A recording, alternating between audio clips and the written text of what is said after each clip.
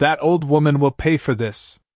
I heard her say it just loud enough for me to catch it, just soft enough that no one else would turn their head, and I did not look back. I did not ask her to repeat it. I simply stood there beside my son's casket with my hands folded neatly in front of me, as if I hadn't just heard my own daughter-in-law promise something that sounded less like grief and more like a threat. The church smelled faintly of lilies and polished wood.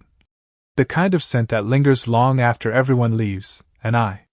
remember thinking how strange it was that the world could feel so quiet when my entire life had just been reduced to a single oak box at the front of the room, Daniel's photograph resting beside it, his smile frozen in time at 42, the same smile he had when he was 10 years old and came running into the kitchen with scraped knees and wild stories about climbing trees he wasn't supposed to climb. People moved around me in slow,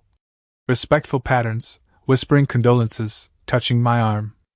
telling me how strong I was, how proud Daniel had been of me, but their voices felt distant, like they were coming from the far end of a long hallway, and every now and then I caught sight of Ashley standing a few feet away, dressed in black so perfectly tailored it might as well have been part of her skin, her blonde hair pinned back in a way that suggested control rather than sorrow, her eyes dry, sharp, watching everything and everyone as if this day were not a loss but an opportunity. I noticed the way she greeted Daniel's colleagues, the way she leaned in just a little too close when she spoke to the attorney who had arrived earlier than expected, the way her hand rested lightly on the back of a chair as though she were already claiming her place in a room that used to belong to someone else. And for the first time since the hospital called me at 3 a.m, I felt something shift inside my chest, not grief, not exactly, but something colder, something that made me remember the exact tone of her voice just moments ago. That quiet promise meant only for me. I thought about the last few months, about the way Daniel had grown quieter, the way he would pause before answering simple questions, the way Ashley had started speaking for him more often than not, finishing his sentences, correcting him gently in front of others, always with that same soft smile that never quite reached her eyes. And I remembered a conversation we had in my kitchen not long before he passed, when she had asked, almost casually, whether Daniel had ever updated his will after they moved into the new house. The question had seemed harmless at the time, wrapped in concern and practicality, but now, standing here with her words still echoing in my ears, it felt like something else entirely. The service began, and I took my seat in the front row, the wooden pew cool beneath my hands, the pastor speaking about Daniel's kindness, his work ethic, his love for his family, and I nodded at all the right moments. I even managed a faint smile when someone mentioned his terrible sense of direction. But my attention kept drifting back to Ashley, to the way she sat perfectly still, her posture straight, her expression composed, as if she had rehearsed this moment and knew exactly how it was supposed to look. And when the pastor spoke about legacy, about what we leave behind, I saw her glance briefly toward the side aisle where the attorney stood, and that was when I knew, with a clarity that cut through the fog of the past week, that whatever she had meant by her whisper, it had nothing to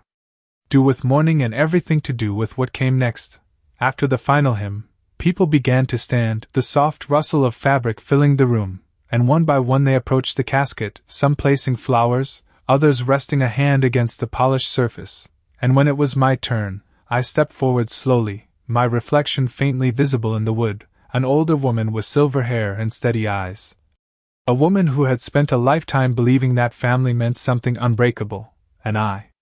placed my hand gently on the casket, not to say goodbye, not yet, but to make a silent promise of my own, one that did not need to be spoken out loud, because if Ashley believed that I would simply fade into the background, that I would accept whatever role she had already decided for me, then she had made a mistake, a quiet one, perhaps, but a mistake all the same. And as I stepped back and allowed the next person to come forward, I felt that same cold clarity settle deeper into place, steady, unshaken, waiting. I did not leave the church with Ashley, and I did not ask where she was going or what arrangements she had already made. I simply stepped out into the late afternoon air alone, the sunlight softer than it should have been for a day like this, and for a moment I stood on the top step, watching as people gathered in small clusters across the parking lot, their voices low, Their faces arranged into the careful expressions people wear when they are trying to say the right thing without saying too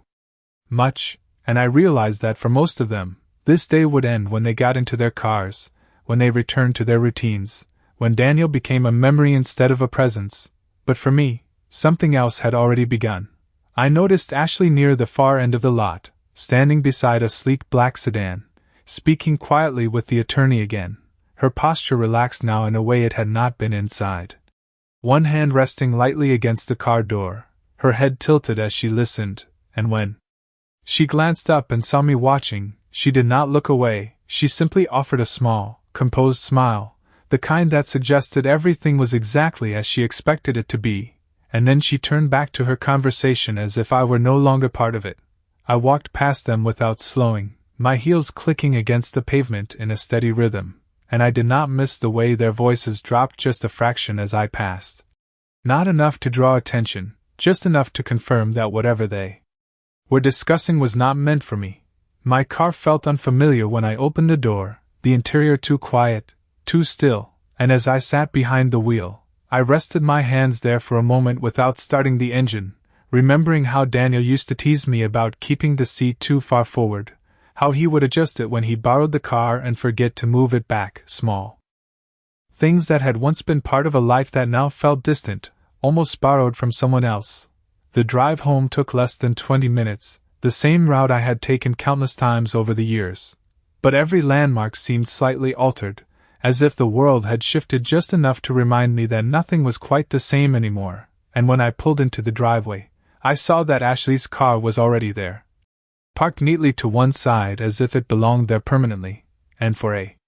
moment I sat in the car again, watching the front door, waiting for something to make sense. When I finally stepped inside, the house felt different, not empty, not exactly, but rearranged in a way that I could not immediately place, the air carrying a faint scent of something unfamiliar, a new candle perhaps, something floral and overly sweet, and I noticed that the entry table had been cleared.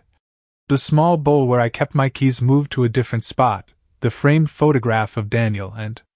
me from his college graduation replaced with a more recent one of him and Ashley standing in front of their new home, both of them smiling in a way that now felt rehearsed. I set my purse down slowly and walked further into the house, my eyes taking in details I might have ignored before. The way the living room had been tidied with a precision that was not mine, the stack of mail neatly sorted into two piles on the coffee table. One addressed to Ashley, the other noticeably thinner and set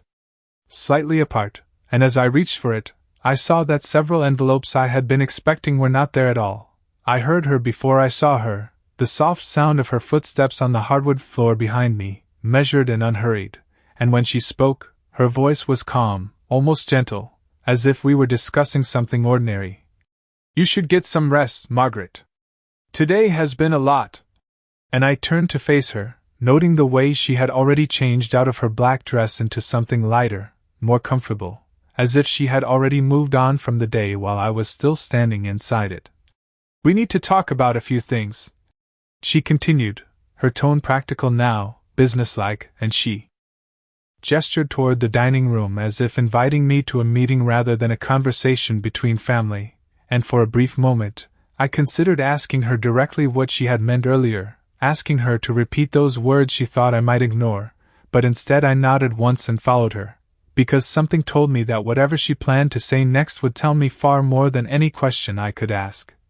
She took her seat at the head of the table without hesitation, a small detail that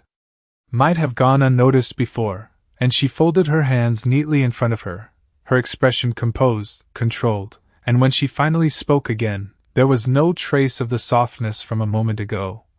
"There are some decisions that need to be made, and it is better if we handle them quickly." And as I stood there, listening, I felt that same quiet certainty settle deeper inside me, the understanding that the house I had lived in for decades was no longer entirely mine, not in the way it had been, and that whatever Ashley believed she had already secured, she was about to reveal piece by piece, assuming I would simply accept it, assuming I would not question it, assuming I would not remember the sound of her voice when she thought no one else was listening.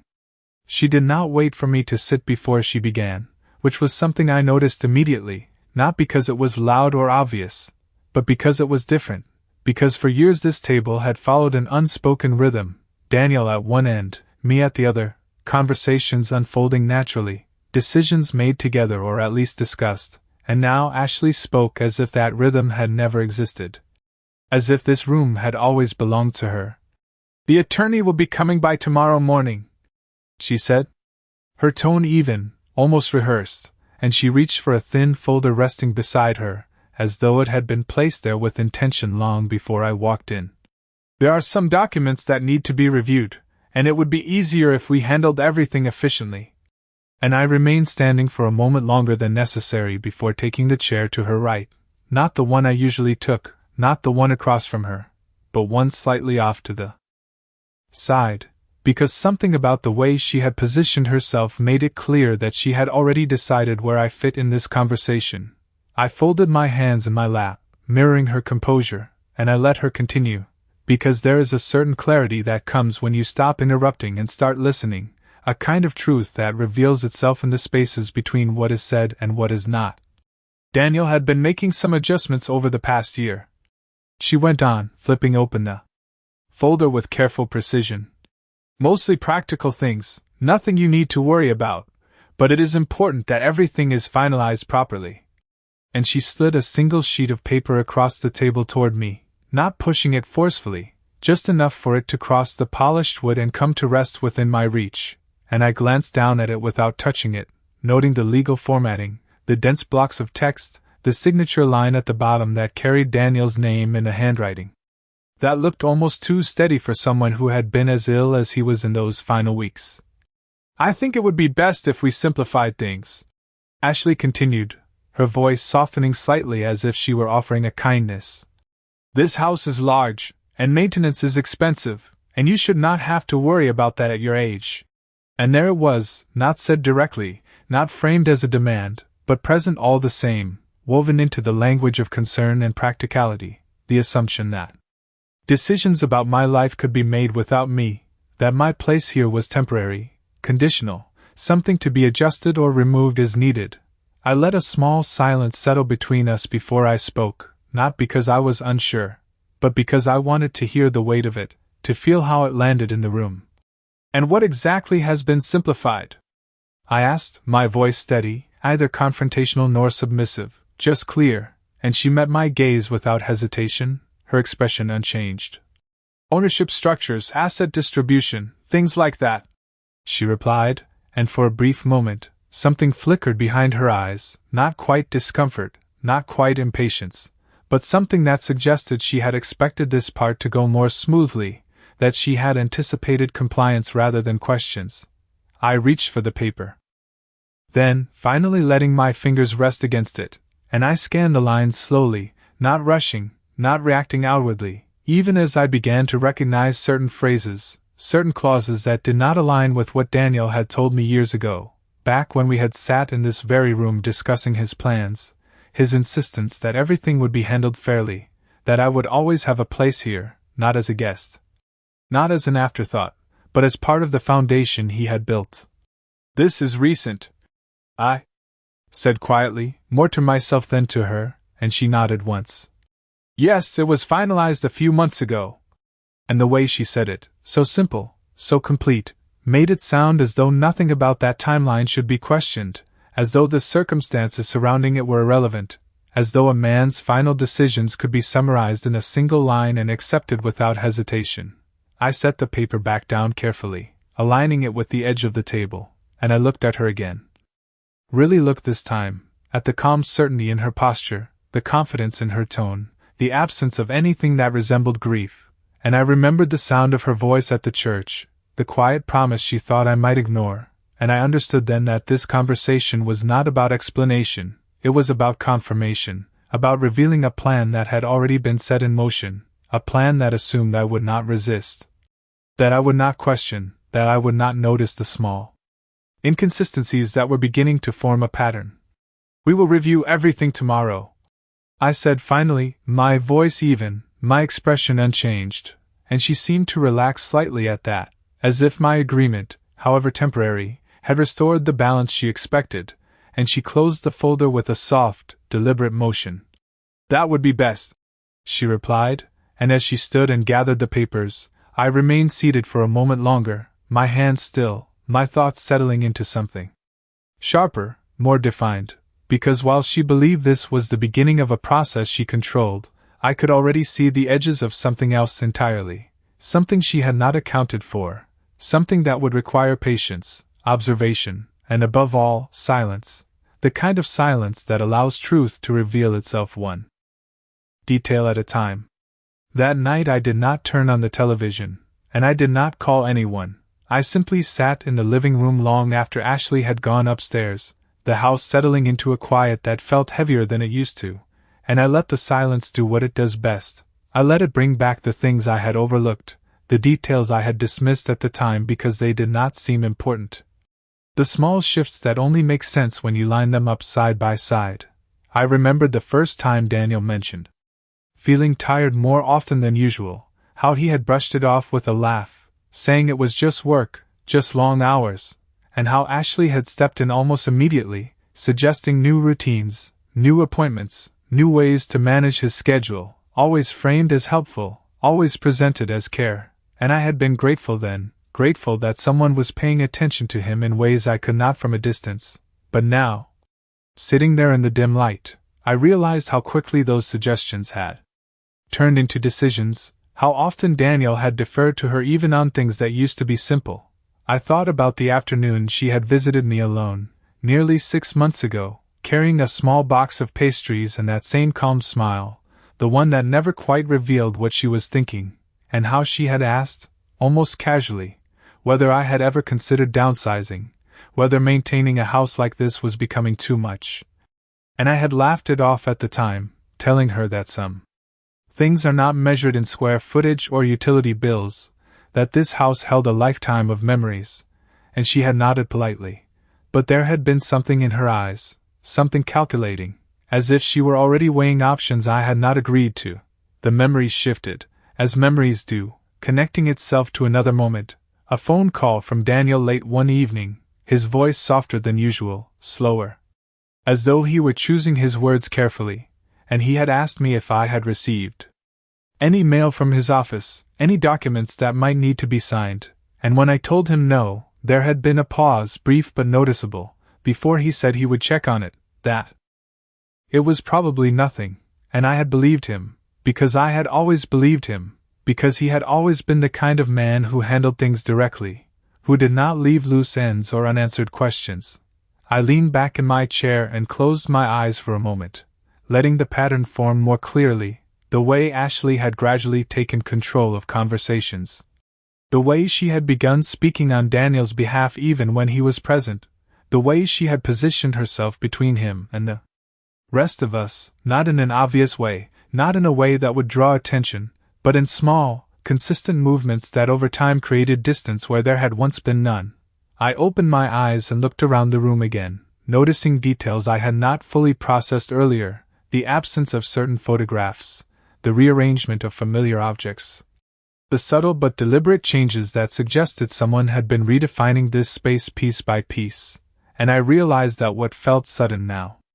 had likely been unfolding for months, perhaps longer, just beneath the surface of everyday life. Upstairs, I heard a faint sound, a door closing, a set of footsteps moving across the floor, and I imagined Ashley in what used to be Daniel's study, perhaps reviewing papers, perhaps preparing for the meetings she had already scheduled for the morning, and I wondered how much she believed she already controlled, how much she assumed had been settled beyond question. I stood slowly and walked to the hallway, pausing for a moment outside the study door, not to listen, not to intrude, but simply to stand in a space that had once belonged to my son, a space where decisions had been made, where plans had been written down and revised and finalized, and I thought about the signature on that document, the one I had seen earlier, the one that looked too steady, too certain for a man who had been unwell. And I felt that same quiet certainty return, the understanding that something had been altered. Not just in paper, but in the story itself, in the way events had been presented, in the way I had been kept just far enough away from the details to make everything seem ordinary. I turned away from the door and went back to the living room, not rushing, not reacting outwardly, because there is a difference between knowing something is wrong and proving it, and I had no intention of confronting Ashley without understanding exactly what she had done and how she had done it, and as I sat down again, I reached for the small notebook I kept in the drawer beside the couch, the one I use for grocery lists and reminders, and I opened it to a blank page, not because I needed to write anything specific just yet, but because I wanted to begin, to mark the moment. When I stopped assuming and started paying attention, when I decided that whatever she had set in motion would not go unchallenged, not through anger, not through confrontation, but through patience, through observation, through the kind of quiet that allows every hidden detail to come into view one piece at a time.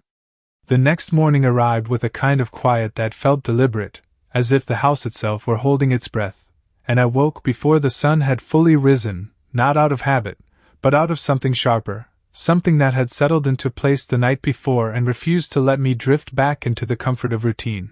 I moved through the kitchen slowly, making coffee the same way I always had, measuring each scoop with care. Listening to the familiar sound of water heating, because there is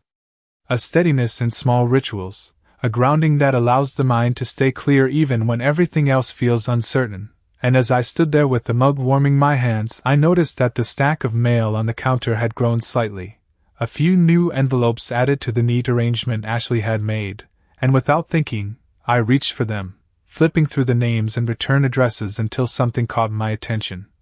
An envelope from Daniel's company, addressed to him, not forwarded, not marked as deceased, just sitting there as if nothing had changed. I turned it over in my hands, feeling the weight of it, the thickness of the paper suggesting it was more than a simple notice, and for a moment I considered setting it aside, waiting for Ashley to bring it up herself, but something in me had already shifted beyond waiting, beyond assuming that information would be shared when it mattered. And so I opened it carefully, sliding a finger beneath the seal, unfolding the contents with the same calm precision I had used the night before. The letter inside was dated nearly 3 months ago, a formal acknowledgement of changes made to certain account authorizations, references to updated beneficiaries, revised access permissions, and while the language was technical, the implication was clear enough: decisions had been made, adjustments finalized. And I had not been informed, not even in passing, not even as a courtesy, and as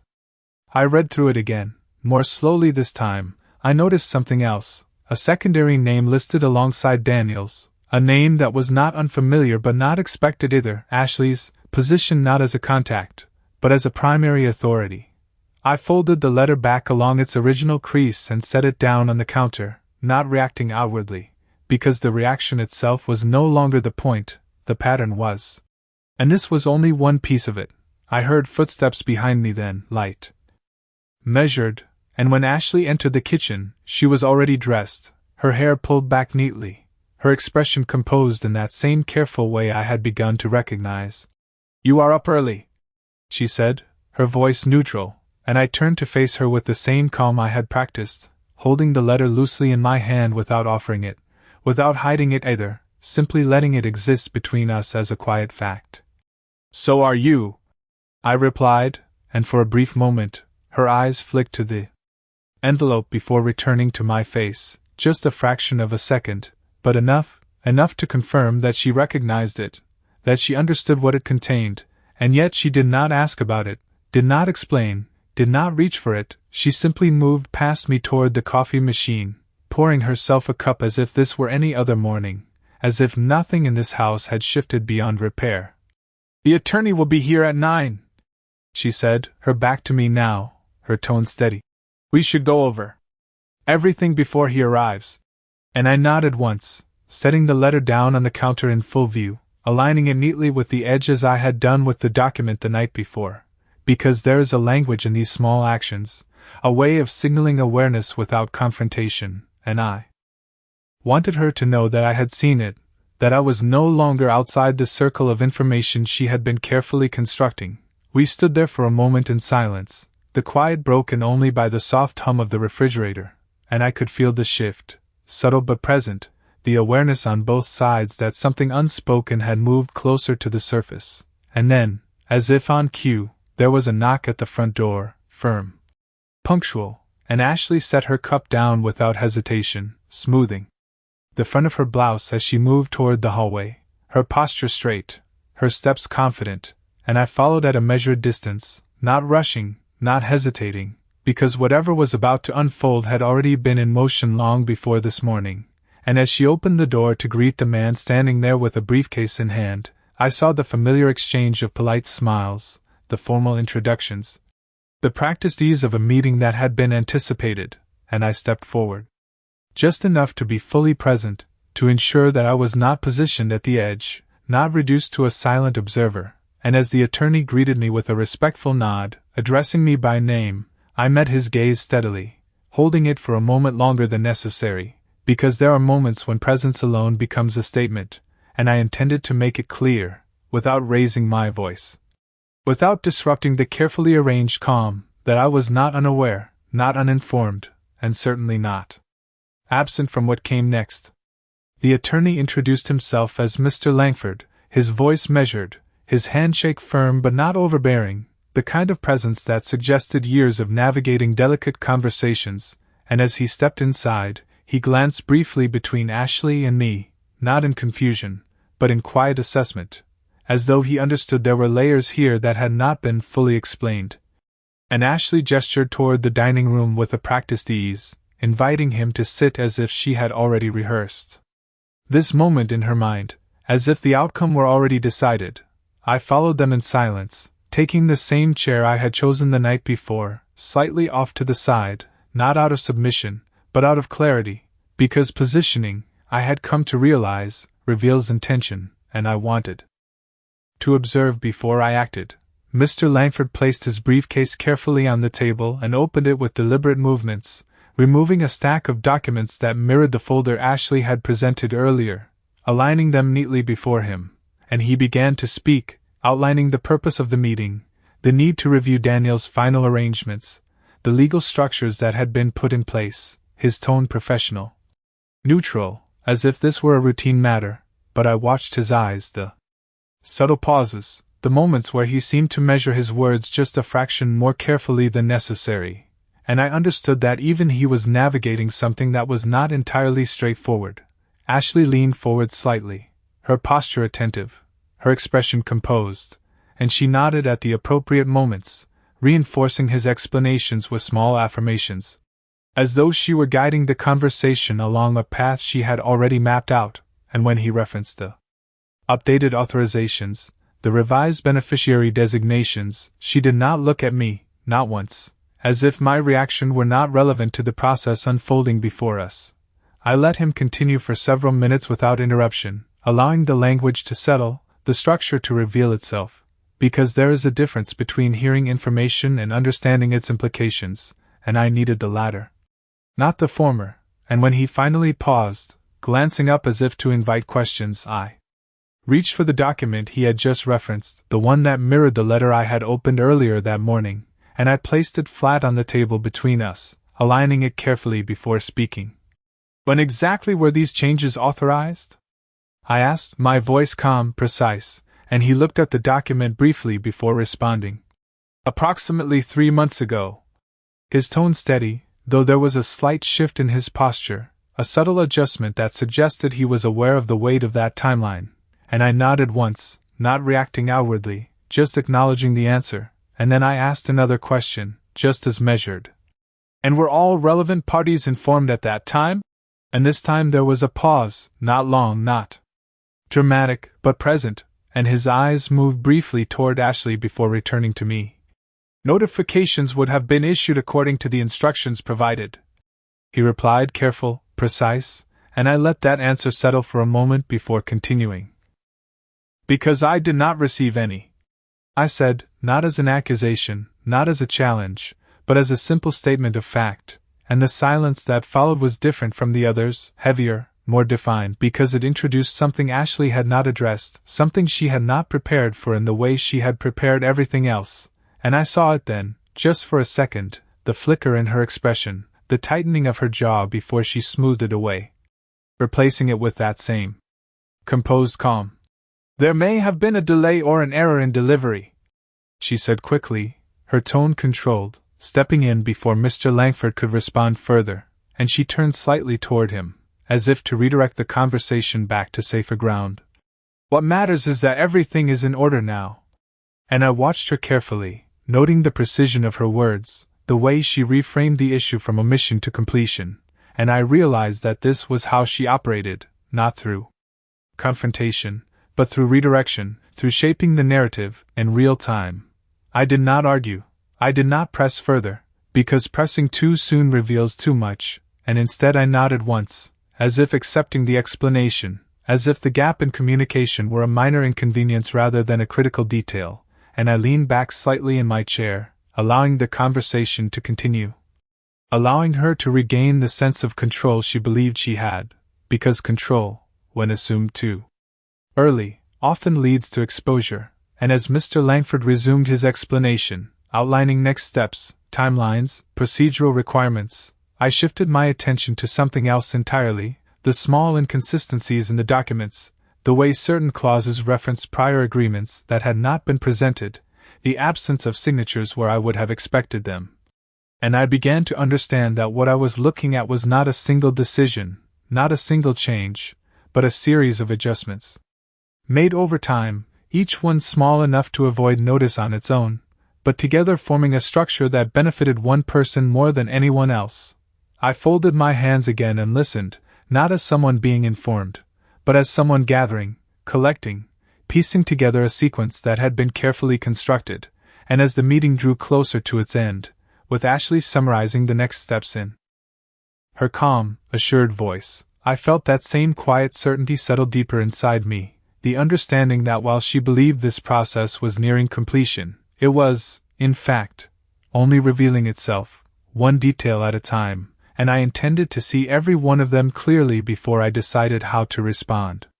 After the attorney left, the house felt quieter than it had that morning, but it was not the kind of quiet that brings peace. It was the kind that lingers after something unfinished, something that has only been partially revealed, and I remained seated at the dining table long after the front door closed behind him, my hands resting lightly on the surface, my eyes tracing the edges of the documents that had been left behind. Because there is a difference between what is said in a room and what is left behind when people think the conversation is over, and I had learned to pay attention to the latter. Ashley gathered a portion of the papers quickly, stacking them with that same deliberate precision, but not all of them. A few remained slightly out of place, a page left turned at an angle, another not fully aligned, small things that might have been overlooked by someone who was not looking for them. And she moved around the table with quiet efficiency, as though tidying up a routine matter, as though nothing of consequence had just been discussed. "I will handle the follow-up," she said without looking at me, her tone calm, controlled, already shifting forward to the next step, and I nodded once in acknowledgement, offering no resistance, no questions, because resistance at this stage would only close doors that had just begun to open. She carried the folder toward the study, her footsteps steady, and I waited until I heard the door close before I reached for the remaining pages, sliding them closer to me with a slow, measured motion, and I began to read them again, this time not as part of a conversation, but as pieces of a structure that needed to be understood in full. There was a section I had not fully examined earlier, a reference to a supplemental authorization, something that appeared to grant temporary control under specific conditions, and as I followed the language line by line, I noticed the phrasing shift in subtle ways, from temporary to discretionary, from conditional to broadly defined, and the more I read, the clearer it became that what had been presented as a simple update was, in fact, a layered adjustment, one that expanded authority far beyond what would normally be expected, and always in the same direction. I turned the page carefully, noting the date again, the signatures, the witnesses, and there it was, something I had missed before. A second signature line, not immediately obvious, placed slightly below the primary one, and while Daniel's name was there, written in that same steady hand, the witness signature beside it was not someone I recognized, not a colleague, not a family friend, just a name that carried no connection to anything I knew, and I felt that quiet shift again, the one that signals not confusion, but recognition, because inconsistencies do not appear randomly, they point somewhere. I stood slowly, gathering the pages into a neat stack, aligning them as I had done before, and I walked toward the study door, pausing for a moment before knocking, not because I needed permission, but because I wanted to observe, to see how she would respond. And when she opened the door, her expression was composed, but there was a brief flicker in her eyes, a calculation, as though she were assessing what I might have seen, what I might have understood. "I think some of these were left out," I said, holding the papers loosely, my tone even, and she glanced down at them quickly before stepping aside to let me in, her posture controlled, her movements precise. "Thank you,"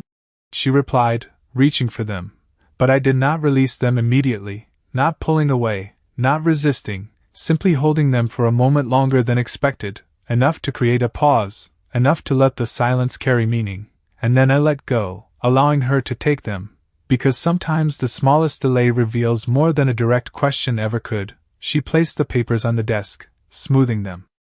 out as if restoring order, and I stepped further into the room, my eyes moving across the space, taking in details I had not fully registered before. A second folder partially tucked beneath another stack, a notepad with handwriting that was not Daniel's, a pen resting at an angle that suggested it had been used recently, and I understood then that this was not a single meeting, not a single decision. This had been ongoing, built over time, reinforced in layers. "We will finalize everything soon,"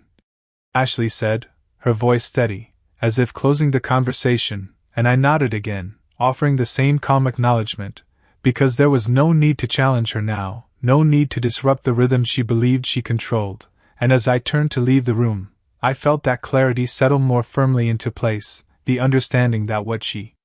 believed was complete was, in fact, still exposed, still visible in the small details she had not accounted for, and that as long as she continued to believe I was only observing from the surface, she would continue to reveal exactly what I needed to see.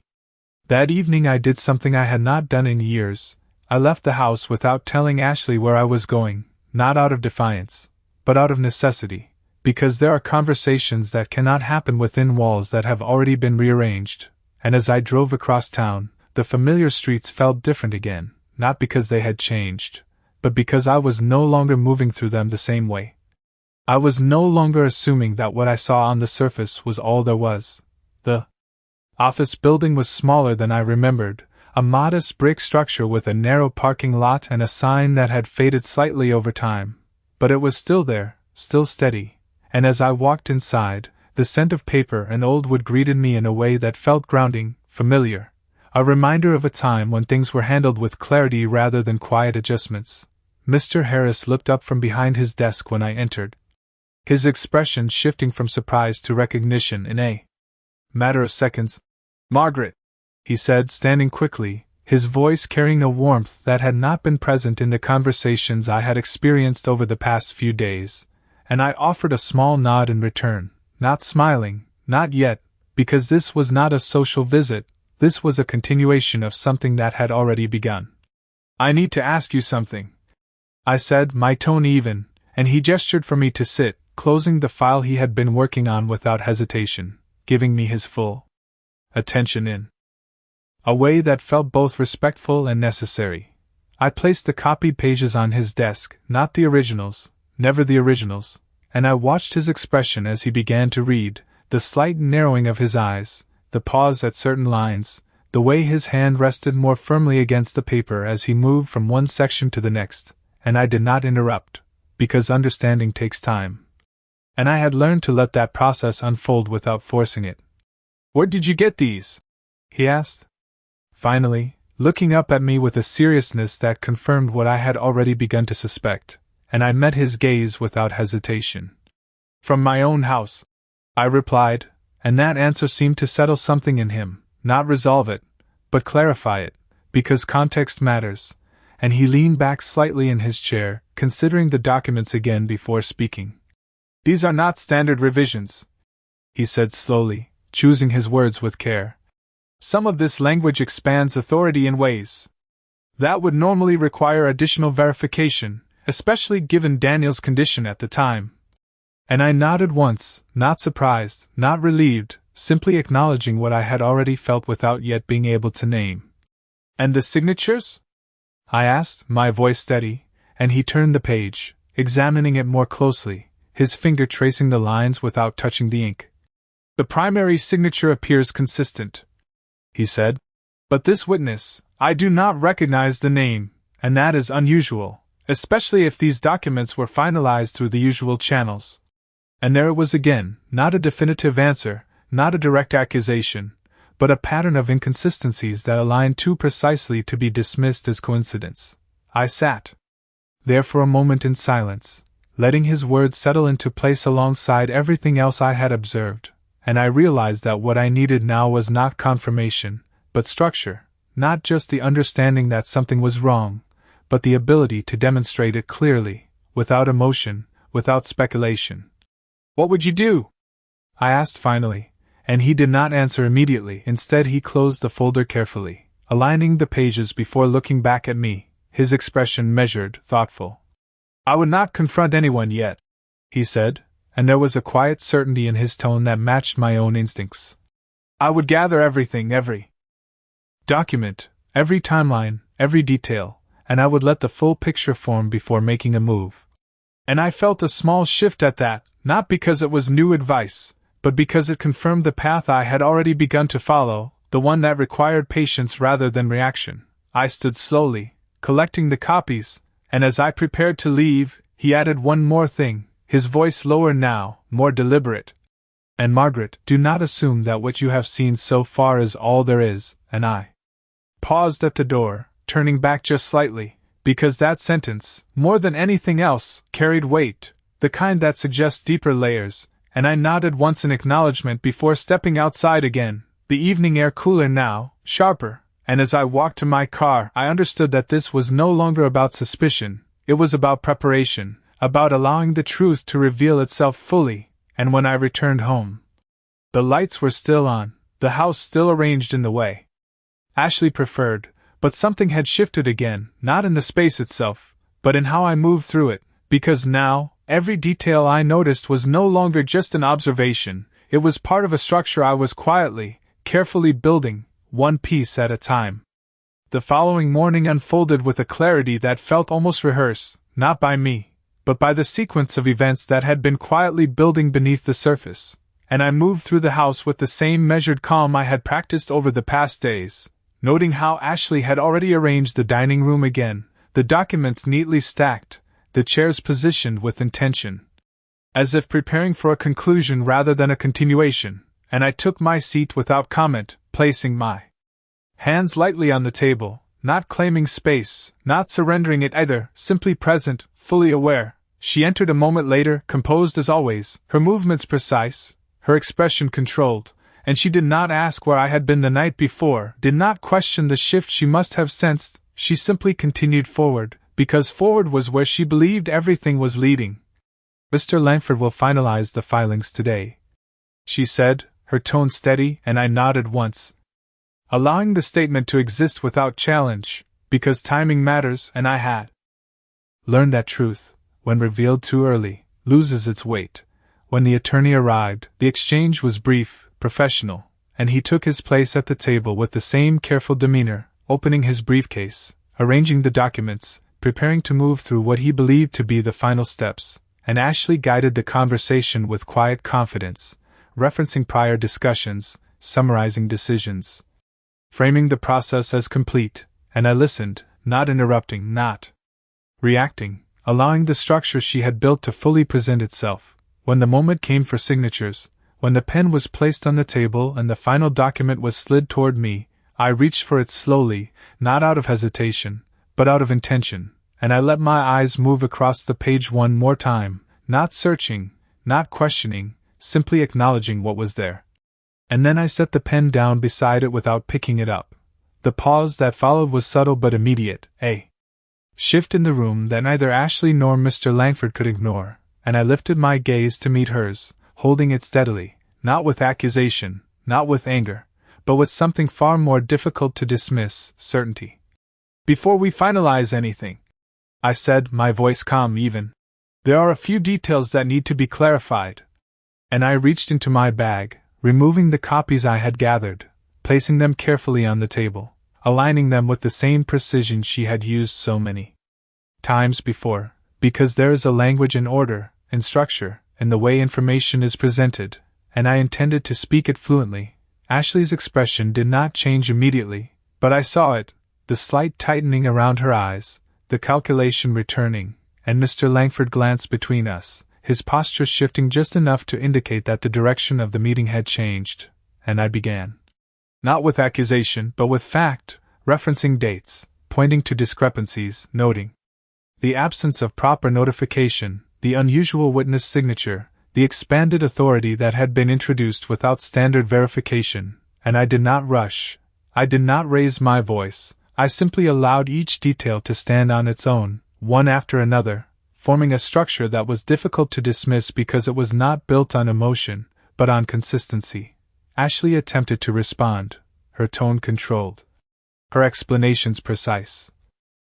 But there was a difference now, a subtle break in the rhythm she had maintained, because the narrative she had shaped was no longer unchallenged, and each time she redirected, I returned to the documents, to the language, to the specifics that could not be softened or reframed, and I saw it then, the moment where confidence shifts into something else, not fear, not yet, but awareness. The realization that control is not absolute when it is built on incomplete foundations. Mr. Langford leaned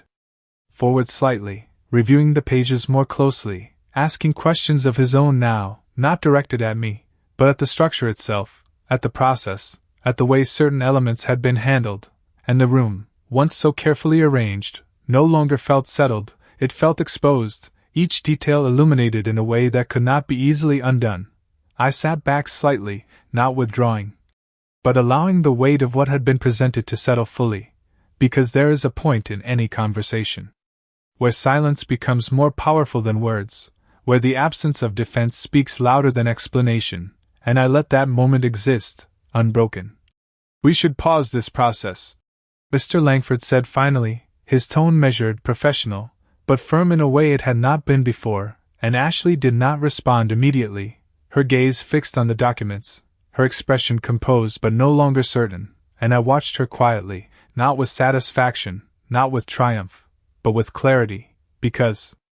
this was never about winning, it was about understanding, about ensuring that what had been altered in quiet would be brought into the open with the same precision, the same care. I gathered my copies slowly, placing them back into my bag, and I stood without urgency, without dramatics, simply concluding my part in the conversation, because everything that needed to be said had already been placed on the table.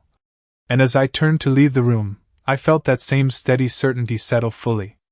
into place, the understanding that while she had believed this story was already written, it had, in fact, only just begun to reveal itself, and this time, I would be the one deciding how it ended.